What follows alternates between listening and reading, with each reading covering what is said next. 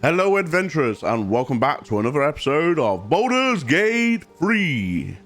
I'm Archive, and today we're going to be continuing on with our Baldur's Gate 3 mini-series, where we'll take you through each and every race and sub-race the game has to offer you in early access.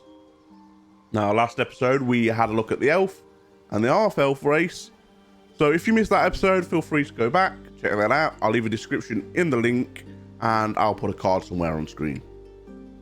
Today, we have landed on my favourite race of all, the Dwarf. Now let's kick this episode off by giving you a little overview of what the Dwarf is. Now, the Dwarfs are a hardy and proud race of humanoids known for their strengths and resiliences and unwavering devotion to their traditions. There are several sub-races of Dwarfs, each with their own unique characteristics and cultural traits. One such race that we have available to us in early access is the Shield Dwarf, also known to others as the Mountain Dwarf. They are the most common type of dwarf and were once rulers of a mighty kingdom across the lands. However, centuries of warfare with goblins led to their downfall, and they have since become less commonly known throughout the lands of Faerun.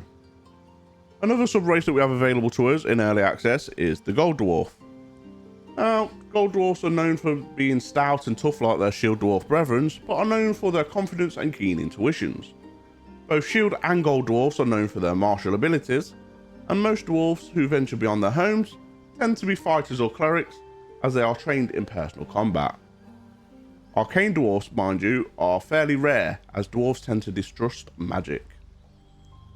Now let's take a look at what proficiencies and features you'll gain when picking the Dwarf race. Now, no matter what sub-race you pick, whether it's the Gold Dwarf or Shield Dwarf, you'll gain the following. You'll gain Dwarven Resilience. This will give you advantage on saving throws against being poisoned, and you'll also gain resistance to poison damage. You'll get a nice big chunky +2 to your constitution, as well as being proficient in battle axes, hand axes, light hammers and war hammers. You'll also gain dark vision. Now, where things vary is depending on what sub-race you pick. For example, if you pick the Gold Dwarf, you'll gain Dwarven Toughness. This will allow you to have hit point maximum increased by 1, and increases by 1 every time you gain a level. You'll also gain a base racial speed improvement, as well as a +1 to your wisdom. Now, these stats especially work well with classes such as clerics, as wisdom is their primary stat. And constitution will help them out when maintaining concentration and make them a little bit more beefier in the front line. But if we go back to the Shield Dwarf, you'll see that we have a few different traits here. So you'll gain the same as a base racial speed improvement, but instead of wisdom, you'll gain a +2 to your strength. You'll also become proficient in light armor and medium armor. Now, this is really effective for classes such as barbarians, for example, who take full advantage of the +2 in constitution and strength. Another great class to consider is the Paladins. Paladins again thrive on the strength stat and constitution stat, so these just make sense for them really. And if you fancy playing a fighter but want to go down the strength route rather than the dexterity route, again consider the Dwarf.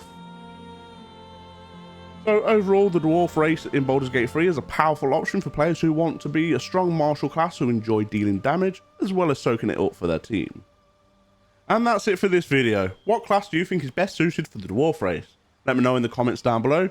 Please share some of your builds, as I'm quite interested to try them out. Thanks for taking the time to watch, and please do be sure to hit that like button, and do consider helping me out by hitting that subscribe button, as I'm trying to hit 1,000 subs by the end of the year. Thanks for watching. Until next time, happy adventuring. Bye!